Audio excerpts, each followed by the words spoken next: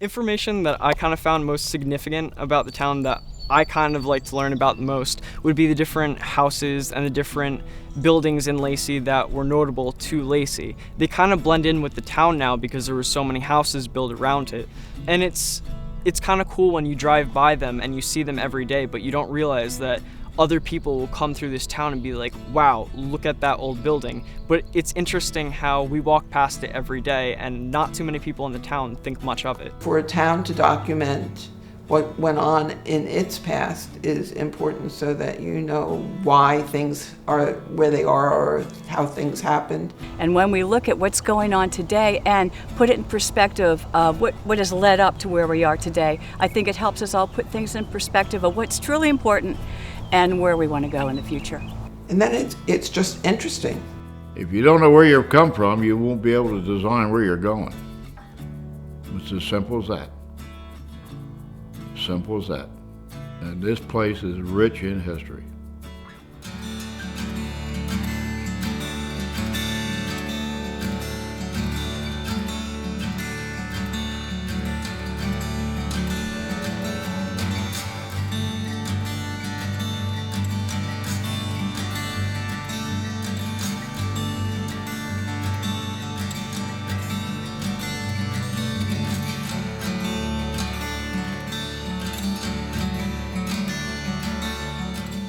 That's where John Lacey settled, and that's where we got our name, and so Bamber is our core. Person that this town is named after would be General John Lacey from the Revolutionary War. A lot of people would think the town was named after General John Lacey because of his Revolutionary War history. However, it's actually more known for his iron forges out in Bamber Lake. And after the Revolutionary War, he married, and his wife's family was into the iron business, so that's where he learned the trade. In the late 1700s, he purchased vast acreage out in the Bamber area, and in the early 1800s, he came to Bamber and built his forge. No, well, Bamber was Farrago Forge in the old days. It was for the bog iron that they made cannonballs. It was Farrago Forge, which is Latin for iron. The iron was smelted out of the sandstone. The rocks had to be split, and they tell me, I wasn't here, but they tell me that you could hear it all over, the noise that these hammers made, splitting up the bog iron. The iron forge kind of provided a lot of jobs. It brought in a lot of income because we're forging iron. It was just another product that would come out of the town. And he harnessed the 3 branches of Cedar Creek to make what is now Bamber Lake to get the power to run his works. And to get the iron ore down to the upper dock in Forked River, he had Lacey Road built. Lacey Road, as you know it, and I know it today, that was built in 1940. Well, that's not that long ago. And until that was built and paved, they didn't have electricity out there. So they were the last one to get electricity. And it was named Bamber. The people who bought the property after Lacey died, he named the Bamber after his wife's family name. I guess Bamber was known more, other than the foundry, for Camp Columbus. Camden Catholic High School used to come down there, and they had a camp there. Camp Columbus, they called it. In later years, I remember in the 40s, and they brought children down to stay there. They had all these little houses, they were camps. They brought the city kids down so they could get some fresh air, and that everyone liked that. But there's still nothing else but there. That was what it was.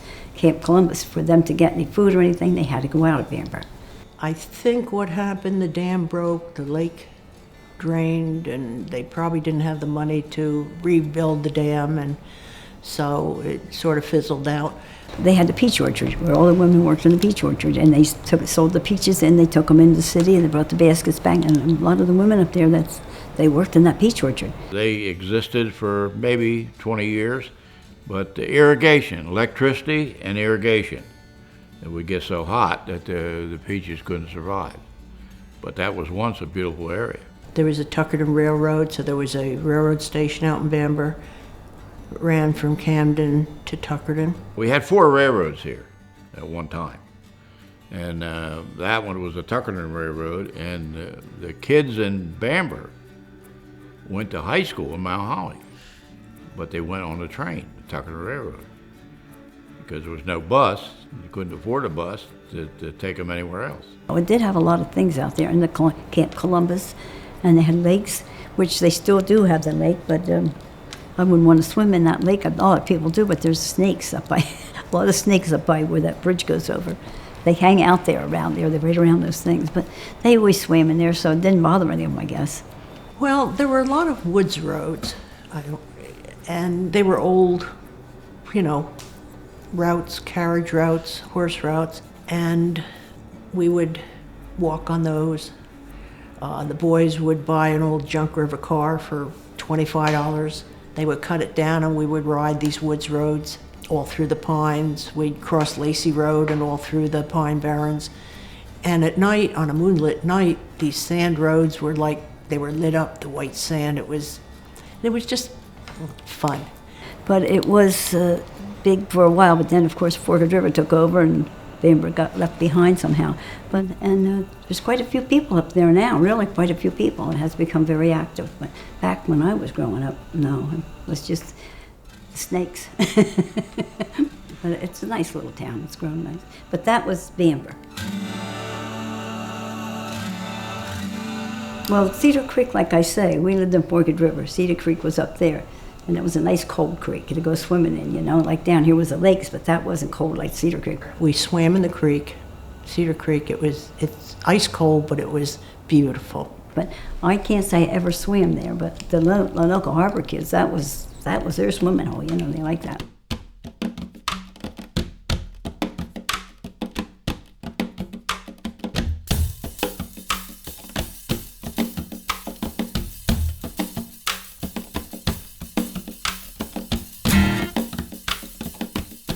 That's a very old church. It's been there for years and years and years. That was about 1890, and of course it was built close to the road. Like in the old days, they would do that so they wouldn't have to walk through the mud, because they came for, horse and carriage and things like that. But now that's a problem for them because their church actually infringes on the right-of-way of Bayway. As long as I can remember, it was a Methodist church, yes. Lenoka had many names. A lot of people think it's an Indian name, but it isn't. They were Almachtown, they were Williamstown, I guess every postmaster gave it a different name. They just went around changing names, I don't know. Oh, I don't like that name, let's change it.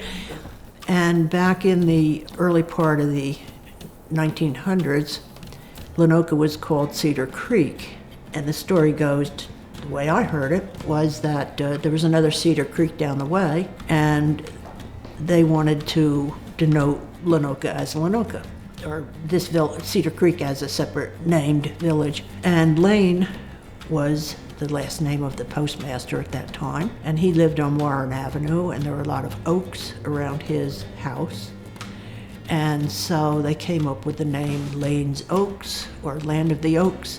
And this was told to me by Sam Rogers' daughter, then her father, in the mid-1920s. He was postmaster at that time. He put the harbor on there to denote that we had water, because we were trying to draw sportsmen. We were trying to draw activity, money.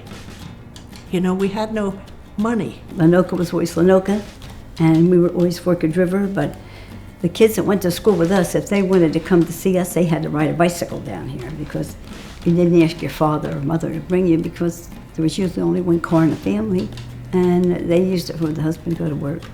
So they were up there, we were down here. I came here in the 40s. I didn't grow up here, but some of the old timers in Lenoka told me that Lenoka at one point in time was the hub. Lenoka Harbor was bigger back in the 1800s than it is now, as far as commercial and Route 9 and all that. But we had a good many forest fires, and these forest fires would come through and they would just burn the towns out, okay?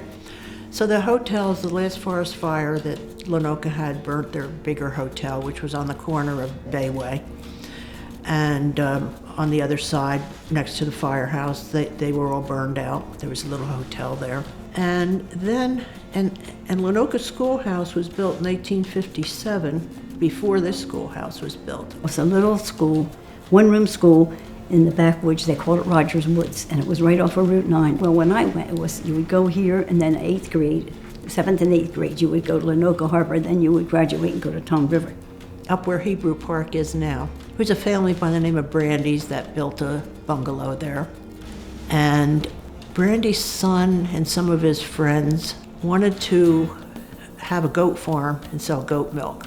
Of course, South Street was a dead-end street at that time. Over the railroad tracks, it just turned into a little sand road, and there was a farm at the end, and that was it. Manchester wasn't there. That was built in the 60s.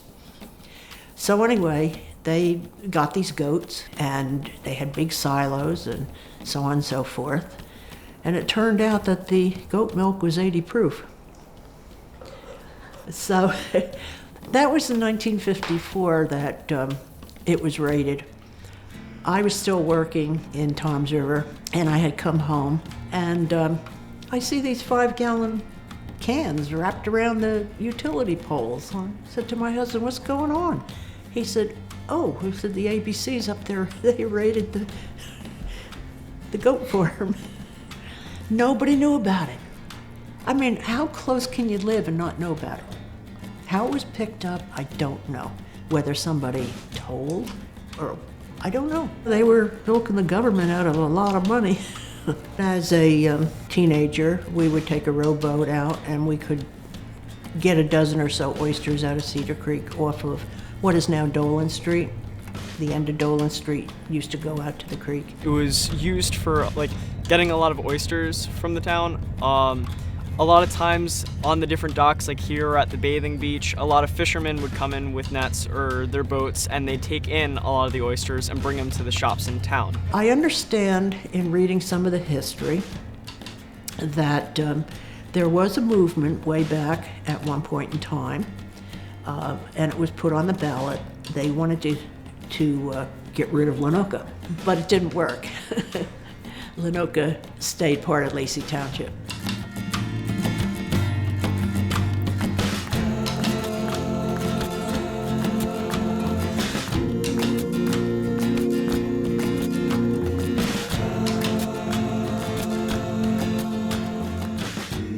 Okay, number one, Good Luck Cemetery is called Good Luck, which a lot of people wonder why a cemetery is called Good Luck.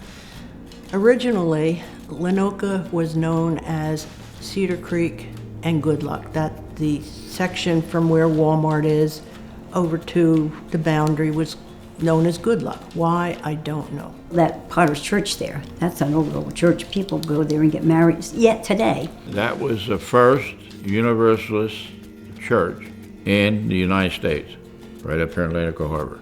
Which we call the Good Luck Church also, which is in the cemetery, was built by Tom Potter, who owned all the property where Murray Grove is now. He was a very spiritual man, but he was very interested in other religions. He used to open his doors to itinerant ministers. He would give them room and board at his house for that weekend, and he would ask them all kinds of questions about the Bible. He was an illiterate man, but he became very educated about religion.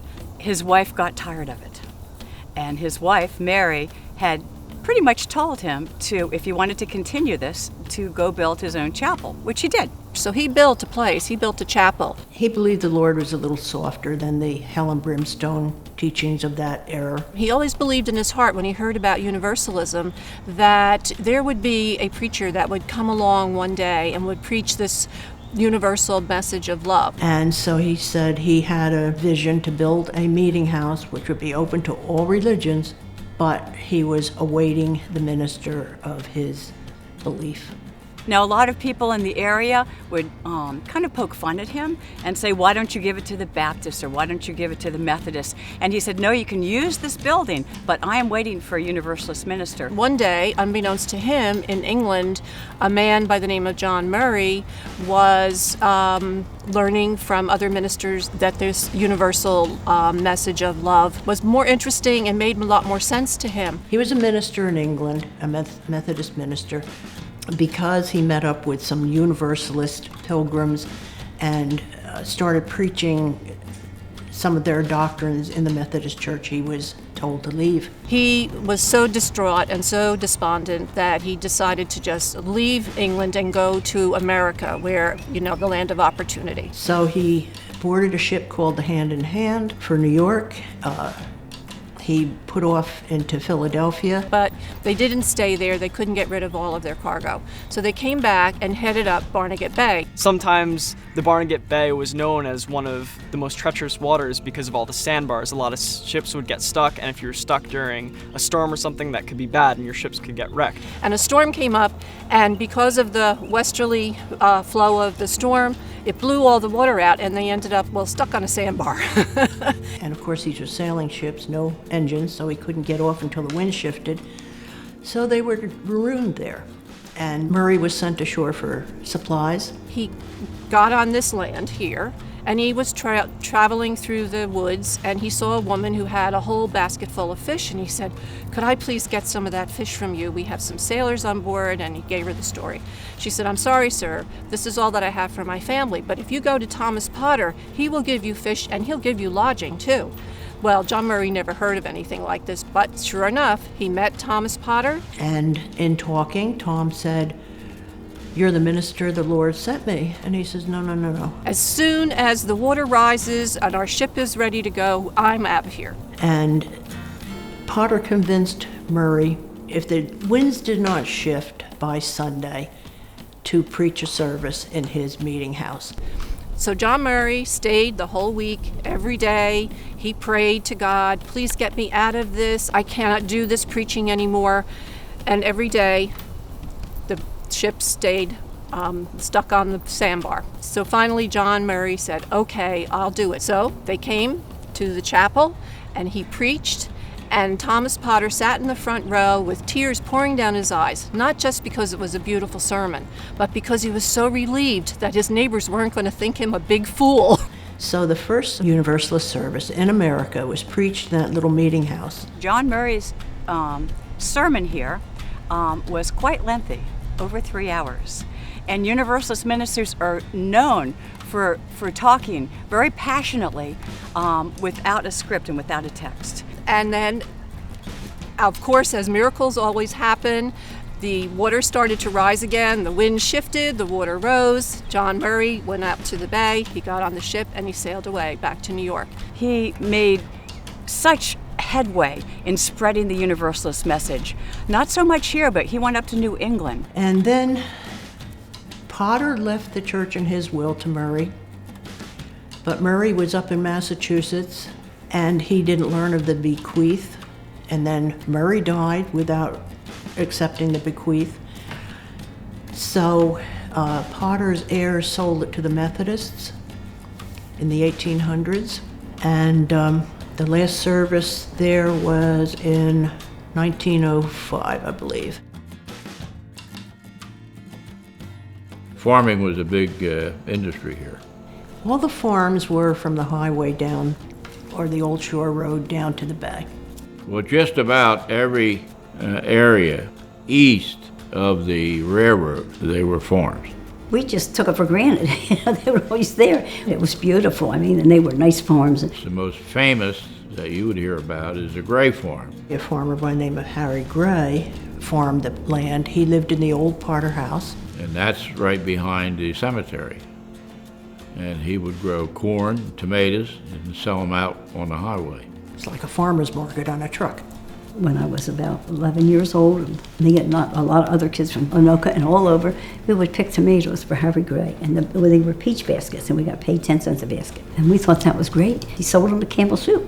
That's where he took them. And there was Bollinger's farm, grew watermelons, mushmelons, and sold them at market. And then once in a while we'd run into a watermelon patch, and that was good. We weren't supposed to be in there, but we were. We kids, teenagers, well, there was always a garden where there was a nice watermelon, and some of the boys would sort of pick one at night, and we would go up to the train station and eat the watermelon. So that's one of our, what we did here. People ask me, well, what did you do? There's nothing to do. What did you do? We didn't, we didn't destroy anything. But everybody had a garden. Nobody was on a lot. Everybody had chickens or farming or, it was self-sufficient. There were no supermarkets. You lived off the land and the sea and the woods.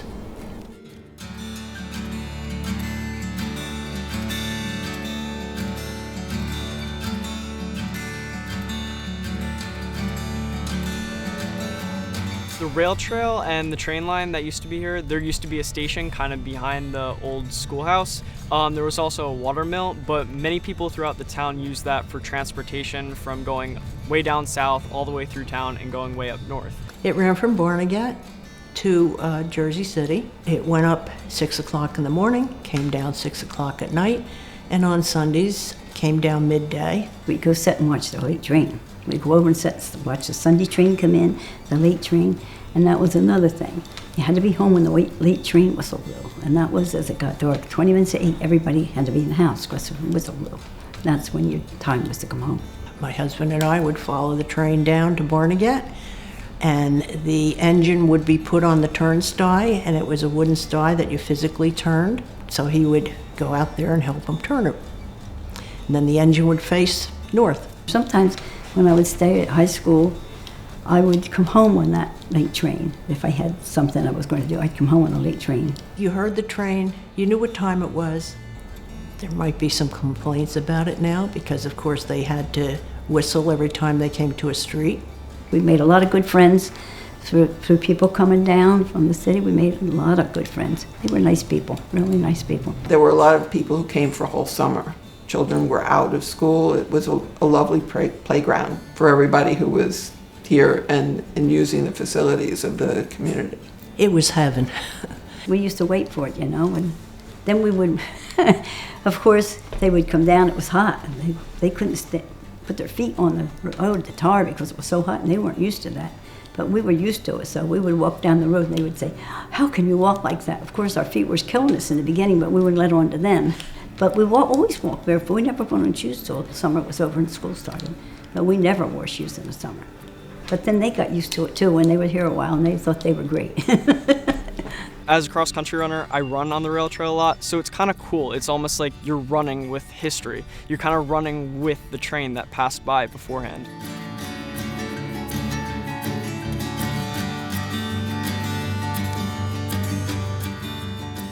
For us, the game farm was a really special place. We have lots and lots of memories of there. The game farm was the first pheasant farm in the United States, 1928. This was before the nuclear plant. People used to come to Forked River to see the game farm. Charles Smith owned the game farm property, and he sold the property to the state of New Jersey, and they were discussing maybe making a game farm, and so he sold that property to them, and it was formed. This property was built by sportsmen, and I guess the sportsmen, they all their license money. They wanted to know where their money was being put into, and it was put into the game farms. This one, and it was one in Rockport. We'd have all kinds of ornamental pheasants down there. We'd have peafowl, all kinds of birds where the people could look at and just get out and walk. And it was almost like Popcorn Park Zoo. That's what it was at the time. And the gamekeepers were of Scottish descent. And the people from Scotland came over here because they were experts in raising pheasants. And their name was Bunton. They married local girls. But that was nice. It was really nice. They came over and they worked in a game farm. And how it worked, they had the breeder pens, which were open pens in the fields. Probably around Easter, we would put our breeders out. And we had boxes where they'd go in to lay their egg. They'd lay one egg per day.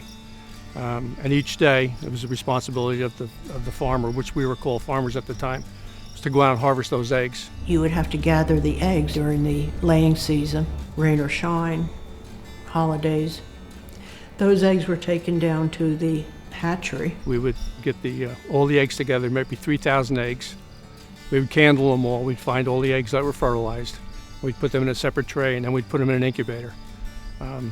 They were old incubators, so they'd be all turned by hand. Most new incubators are all electric, and they're turned every 8 hours. So we'd have to come back here all the time, 8 hours, every 8-hour shift, and turn the eggs so they would grow properly inside their egg. And after 28 days, you'd go into the incubator room and you'd just hear 3,000 chicks peeping away, and we'd have to pull them out and move them up to the brooder house. The brooder is the mother. She keeps them warm. We'd move 1,000 pheasants at a time. We had big boxes that we put them into. It was really a dirty, dusty job, but fun. You had so much fun because the pheasants were flying at you, a 4-pound bird, 1,000 of them coming at you at a time. So it was just, you did a lot of laughing. And then in the fall, the birds would be liberated all over the state to the hunters. You'd meet up with a game warden and he would tell you where to liberate the birds. And then of course the cycle would start all over again. We also raised quail. And the post office used to love us because one day in early April or May, we'd get a call from the post office that your 18,000 quail are in. So the post office was just peeping with chicks. So it would be the same process. We had the same, we'd raise those things to raise the quail. And so we raised 18,000 quail and probably 25,000 pheasant here. You drive into the game farm, and as you drive in, they had pens on both sides of the road. We raised turkeys, raised guinea hens, peafowl, hens, and male peacocks. We had abundance of hawks, red-tailed hawks, sharp-shinned hawk, peregrine falcons, and we had great owls. It was loaded with owls. We had pens. We had our own private pen of deer. We had one set of horns, I think, that we collected for maybe 12 years. In addition to that, they also had a group of special pheasants that came from all over the world, and they usually had them in pairs, and they were beautiful and different. And then they had peacocks everywhere, just walking around. They make a very loud, raucous kind of noise, and if you're not thinking about it and it comes up behind you and it makes that noise, you would jump. And at some points during that time period, there were also places where they kept some horses. So we used to go every weekend. The game farm was important to Lacey because it was just part of the township. It also helped juvenile offenders over there. It was Department of Corrections. They probably had 30 inmates over there for different offenses, and they were our workers, and it taught responsibility to the kids, and it gave them a lighter sentence for some of the crimes that they committed. That was a wonderful place right up until about around 1980, but it was a shame that ever closed up. If you notice, our emblem for Lacey Township has a pheasant farm, the nuclear power plant, and then the bay. And now that's gone. The main reason it closed is for lack of funds. But the initial thing was early in March when we get one of these big snowstorms with the heavy, heavy snow. It was probably about a 2-foot snowstorm, and all the snow landed on all the pens, crushed all the wire, broke all the wood. At the end, the whole game farm was on the ground, and it was going to cost $1 million to put it back together. And the Department of Corrections said they're not going to spend that time of money, so they just left one facility in Rockport, New Jersey, where the pheasants are being raised. Probably in my 40 years of work, this is the best job I ever had in 10 years. It was like you were a sportsman going out every day. So that's a shame when that went. That was really a shame. It really was nice for the town to have that. They needed it, and it was very nice for the town.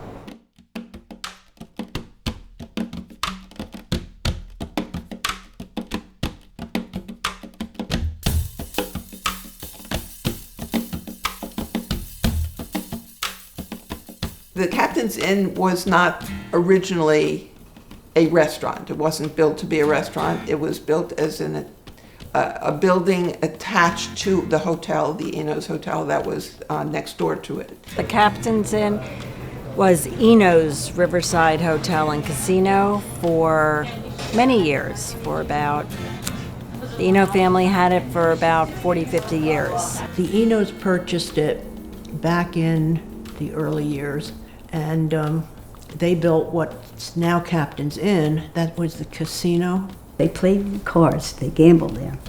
They used to gamble, and it is the Captain's Inn right now. And I had a little bar. That little bar is still in there, but that's where the help went. because they didn't want the help in the main dining room and main bar room in Eno's Hotel. The Captain's Inside, present day, has 2 floors upstairs that used to be little dormers.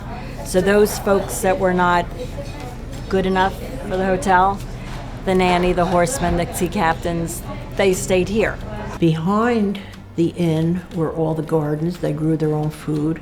The first, I think it was the first phone was in there. They had a phone there.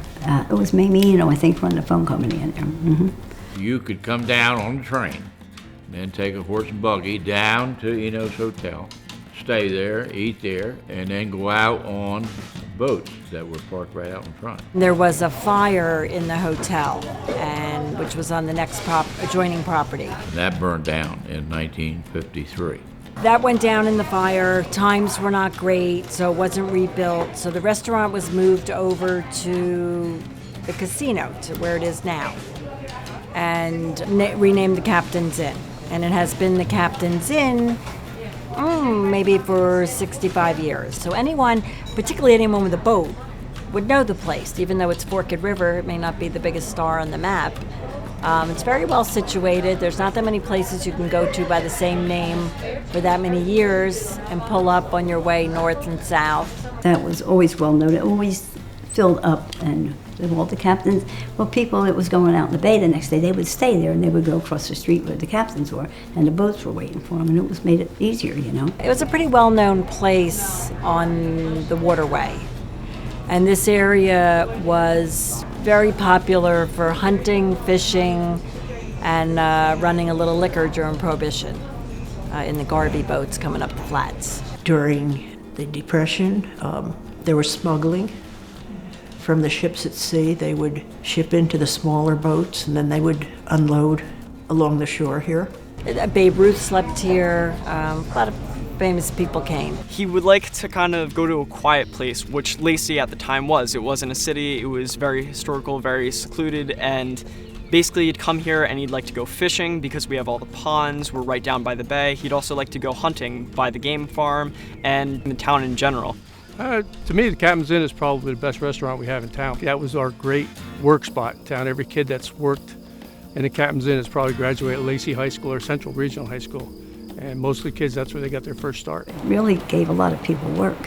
You know, they worked down there peeling potatoes, working in the kitchen, and like today, the young boys, they work at the Captain's Inn, bus boys. We came to that restaurant. The waitresses all wore like sailor kind of costumey things with, they were like royal blue with little white things on the collar like a sailor collar would be.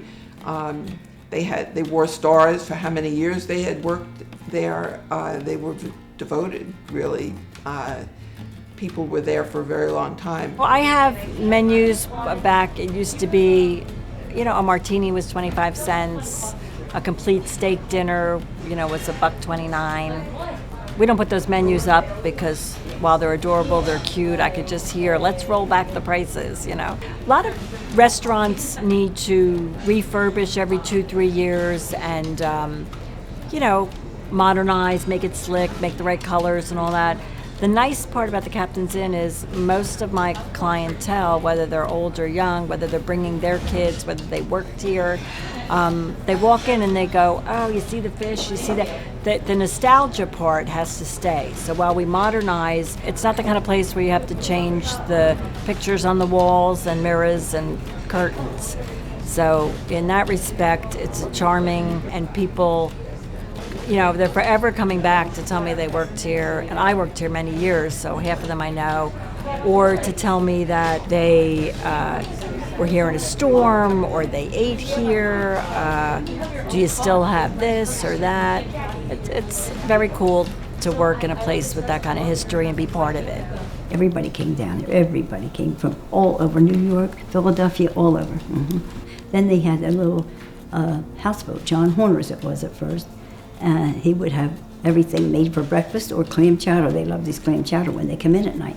So that's the places they would go, and back over to the hotel there. The houseboat across from the Captain's Inn was there as an eating place, but a very casual eating place, not anywhere on the same par as a I wouldn't exactly call it a restaurant, but they had the best clam chowder. And they were known for that. They had the best clam chowder and stuff, and they fed all the fishermen. We would go sometimes if we were closing up late, and the fishermen were coming in, and they'd feed them on the way out. And the story goes that the Eno family lived in the inn on the second floor, and Eno had promised his wife that he would build her a house. He was saving money, and he would build her a house so they didn't have to live in the inn. And then one of his friends, or cronies, got talking to him, and they thought it would be a good idea to build an airport. So behind the inn was built an airport where Eno's Park is now, basically that area. They had an airport, or a big building, and they had planes out there, and the man and woman ran the planes, and they took people out for rides. I know that. They were out there for quite a while, from the 40s through the 50s, and then that. But that was an airport. It was everybody knew that airport was there, yeah. In those days, we did have planes. When we first came here, I had twice people come by helicopter on their way to wherever and stopped, and 2 planes, because the airstrip was it was dirt, but it was good enough to take off and land. It's interesting to see how it wasn't like one of the airports we'd see today. There was grass, and it was just an old historical airport, but because our town was so private, that's kind of what made Lacey notable for a lot of famous people who came through here. It was a town where they could be kept quiet from society or their fans.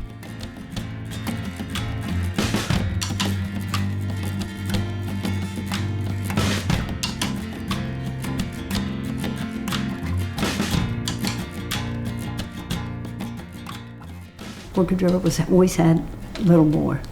I mean, we had people who came to Captain's Inn and to Forked River House and to the Greyhound Inn. They would come down here to hunt. This was town. This was the middle of town. Yeah. So we had a lot of stores, but everybody went to Tom's River on the weekend and did their big shopping, like at the A&P or Food Town or someplace like that. There really was hardly anything on Route 9. It wasn't like these roads now. It was concrete. It had concrete on it. The roads had concrete. Before that was sand, but I can remember on the Saturday evening before it got dark, going over and sitting on the post office porch to count the cars go by. Sometimes we get 20. If we got 20 before we had to go home, it was a lot of cars. Mm-hmm. When we came, we did so on weekends, but on the way down, when we'd come on Friday, it would be dark by the time we came, and there was nothing below Tom's River. It was very dark. It was through the forest.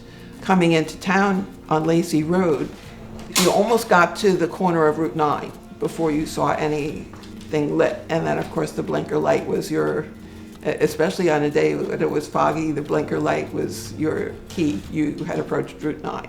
You could walk down the middle of the highway after Labor Day in this town. You could go 2 or 3 miles and only see 1 car. There was hardly anything here. I mean, it was delightful. It was really nice, and quiet, and clean, and it was wonderful to be here. This is where I went to school, right here. And there weren't many kids. I did not go to the school. I always wanted to go to the one-room school because when I summered here, I heard really great stories. At 9 o'clock, it would start school at 9 o'clock. First we'd hear a bell would ring, and that was just the bell letting you know the school's going to start. 9 o'clock, the bell, you should be in there. So that's when we would hear the bell. The first bell would get ready, the next bell was be in. And then we would go out for recess about 10 o'clock. And then at 12 o'clock, if you lived close enough, you could go home for lunch. Otherwise, you brought your lunch. Lenoka brought their lunch because they came from Lenoka here. And then school day, it would be at 3 o'clock. You would get out at 3. If sometimes on a holiday or something special, we get out on 2. But mostly every day it was 3. They didn't have buses back then, so they'd end up walking there, and they'd have to carry their books and such, no matter if it was raining, snowing, whatever the weather was, they'd have to walk there. There was a couple, it was cold, very cold. We had colder winters than we ever have now. And they lived up by ShopRite. And they would come down, and they would be cold, walking all that. And their mother would make pancakes in the morning. And they would put them in their gloves, keep their hands warm. They'd get here, we had a big black stove. They'd put them on the stove and put them back home, and they went home. They keep them with their hands warm again. and they would shove their papers in their shoes to keep their feet warm. That's how they walked down. It was really cold. And they tell me that kids are allergic to chalk. Well, that was one of the favorite jobs of the kids. If you got selected to take the erasers outside and pound them together and get the chalk out of them. The schoolhouse has a tin roof, so sometimes the students would get distracted if it were raining or hailing because the constant drops would echo throughout the entire schoolhouse. You better mind a teacher. You didn't talk back to your teacher at all. Well, I had one here. Her name was Mrs. Showman. She was sweet. She was for the little kids, you know. Very nice, very nice. And then I was afraid to go in the other room. We all were, because we heard she really made you toe the mark. She was the nicest lady, but she did make you toe the mark. There's no foolishness. Then we had a couple big boys that was 16 in that room, which was 3rd and 4th grade. They were just waiting to quit. And they would come in the morning, go to their desk, put their head down, stay there to go home. And they were putting in their time, those 16, so they could leave. They never spoke, they never did nothing. And if you spoke to them, they would throw something at you, so you just didn't bother with them. It was only reading, writing, and arithmetic. And they had things like penmanship. I don't think they even have it anymore, but they have contests. And you'd send the penmanship, and you'd send it away, and you'd win prizes. But it was great. It was really nice. You went from here, then you went north up to the Atlantic Harbor, and that's where you went to 5th and 6th grade. And then from there to Toms River, the big city. And then we finished up our schooling in Toms River. All the little towns around here, Berkeley Township, Beechwood, Seasides, all went to Toms River High School. And Lacey had one school bus, 7th grade through 12th, 38 students. And I was the last pickup, and sometimes I wouldn't get a seat. I'd have to sit on somebody's knees. Imagine today, the parents wouldn't put up with that. But you really only saw some activity right here in this corner, not far from the schoolhouse. There was a tavern on the corner, Hebler's Tavern. Hebler's Tavern was the spot in Forked River. That was, go down to Hebler's Tavern. That was a spot that you could identify with, corner of Lacey Road and Route 9. I remember when we summered here, we'd walk down to use the public telephone in Hebler's. The Forked River House was made of a house first, and that's what they finally got the restaurant made out of it, but it was made out of 2 houses put together. And then they added on different things, but a lot of people came there. I mean, celebrities came there. Because it was right in the center of town, where it is right now, it was more a political hangout. And people from Toms River and the county seat, they would come down and, to have fun. And it was more politics there than anything else. There's been a lot of people, President Wilson, Lou Gehrig, Babe Ruth, a lot of famous people that have stopped and ate, and they would usually stay, and either they would stay all night in the Greyhound and Enos, but they would dine there. People came from all over. That place was known all over, and if you wanted to come down and spend some time and go hunting or something, you always come to the Forked River House. Yeah, they do the Forked River House. And in the summer, it was noted for all their dinners, and they had fireplaces always burning in the winter. They had inside rooms, then they had an outside, like a closed-in porch. But the thing that I remember the most is that they had an aviary, a little room in the middle, just enclosed with birds flying all around, so you could eat your dinner and watch the birds. I mean, it was fun.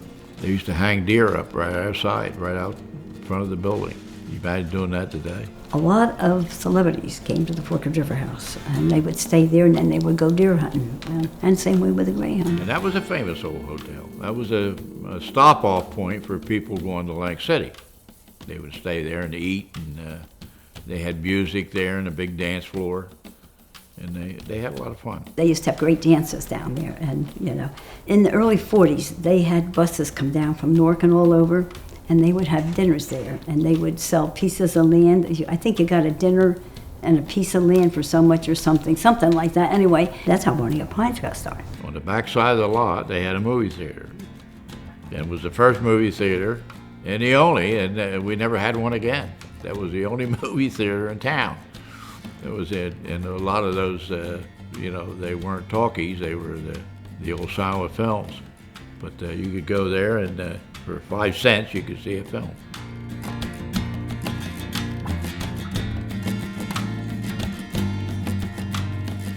They tell me that the WPA built the lakes. They were originally cranberry bogs, and when Barney Pines was developing. They were all private. They were all owned by the Barney Pines Realty Corporation. And then in '66, full of energy, we bought them.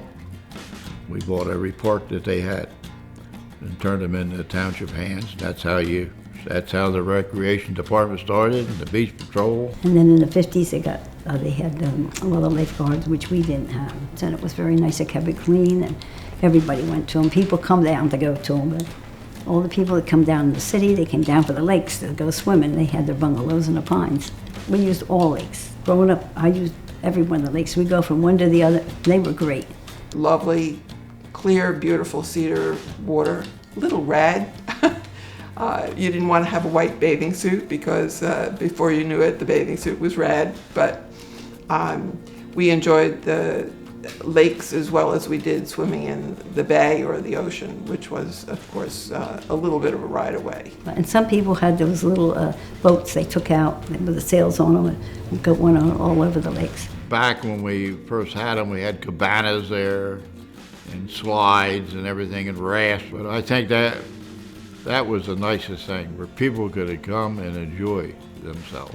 Of course, these lakes, not only were they good in the summer, but that's all we had in the winter. We skated on the mill pond and then to the second lake, sometimes the third lake, but it was those two that we used. But that was our entertainment in the winter, going on those lakes, either skating or something on those lakes, mostly ice skating. And we had ice, it wasn't like today, like November, December, we had ice right on through till the beginning of March. I can remember wanting ice skates, and I got them for Christmas, and I said to my father, now there'll be no ice. He says, there'll be ice right on up until March, and there was. So I had plenty of time to use them. It was always populated. This was quite a summer place. All the little bungalows that were built by Barney Pines became, summer homes. And then after the parkway was built, people came down and they enlarged those homes and they became all year-round homes. It was fun. It was a town that you made your own fun, and everybody was happy. Everybody knew anybody, and if anybody come in town you didn't know, you sure found out in a hurry. But it was a very nice town. And if you did anything before you got home, your mother knew it. And so you didn't do anything if you could help it.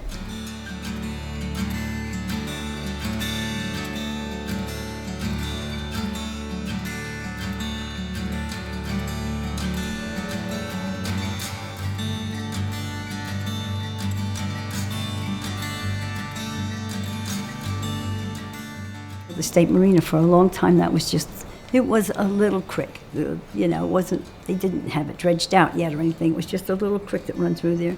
And there was like a bridge over it, but nothing great, and then they decided to dredge it out and make a marina there. That was built in the early 40s.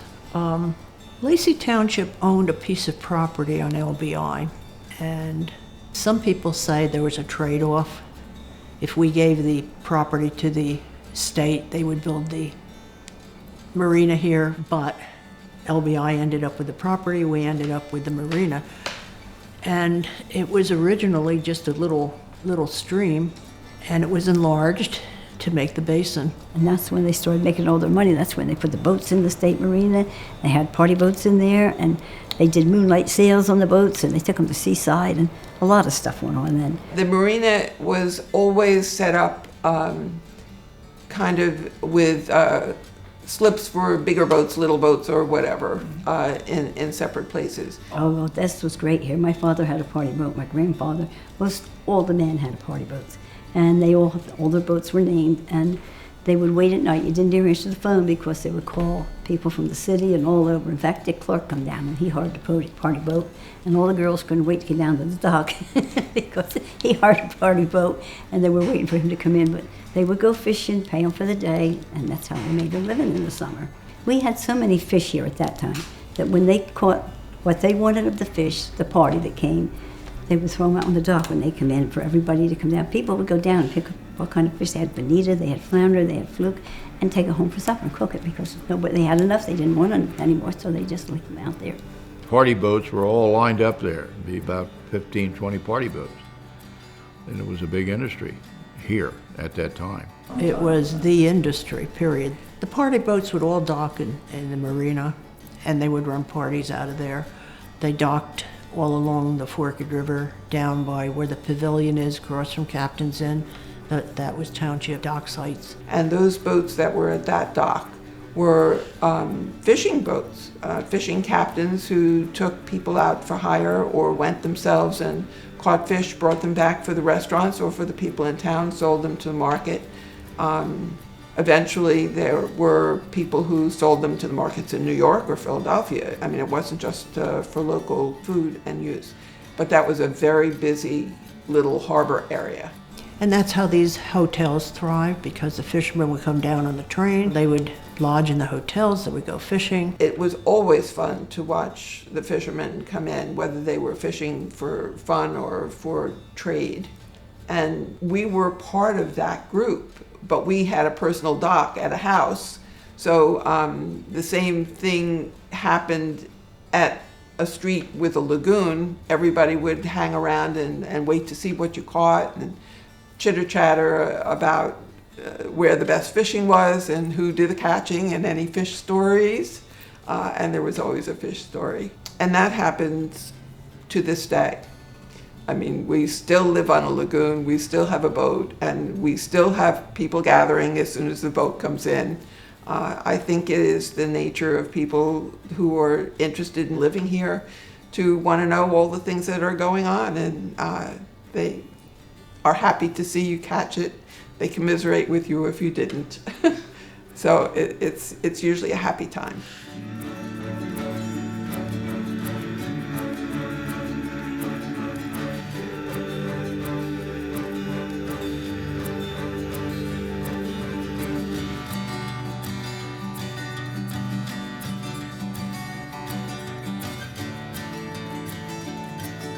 Parkway interchange opened in July of 1954, and the light plant opened in 1968.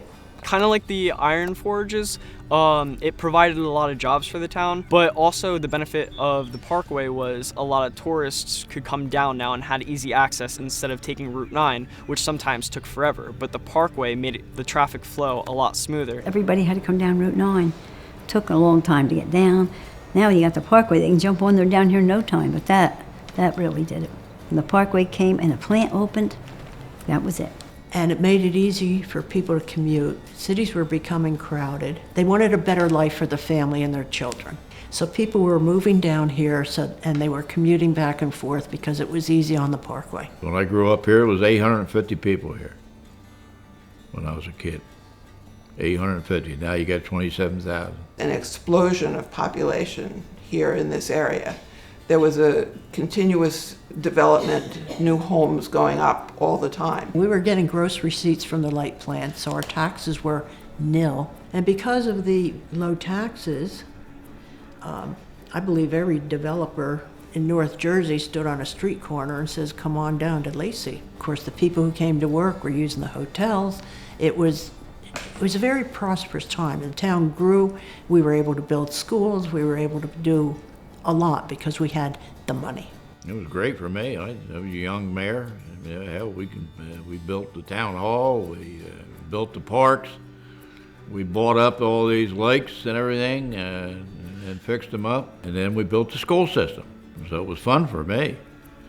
You know, I was young and full of energy, and we could do great things, and we did. Taxes were stable.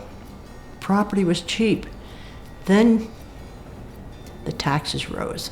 People were coming to the township committee meetings.